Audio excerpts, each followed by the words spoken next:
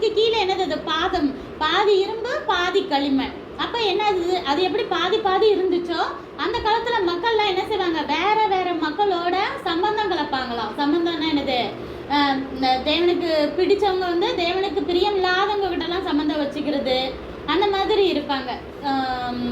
வேற வேற இடத்துல பொண்ணு கொடுத்து மாப்பிள்ளை எடுக்கிறது, இந்த மாதிரி இருப்பாங்க. சரியா? அப்போ இப்போ இரும்பும் மண்ணும் ஒட்டுமா? ஒட்டாது. அவங்க என்னதான் சம்பந்தம் கலந்தாலும் ஒருத்தருக்கு ஒருத்தர் ஒட்டவே மாட்டாங்க அப்படின்னு சொல்லிட்டுலாம் அவரு இந்த ராஜ்யத்தை குறித்து சொல்றாரு. உருண்டு வந்த கல்லு தேவனுடைய அழியாத ராஜ்யத்தை குறிக்கும். அதாவது வந்து கடைசி காலத்துல எல்லாமே முடிஞ்சதுக்கு அப்புறம் தேவனுடைய ராஜ்யம் தான் வரும். தெரியும் இல்லையா, தேவன் தான் ராஜ்யம் பண்ணுவாரு இந்த பூமியில, அதுக்கடுத்து பரலோகத்துல. அதைத்தான் வந்து அவங்க கனவுல அப்படியே வந்திருக்குது. சரியா?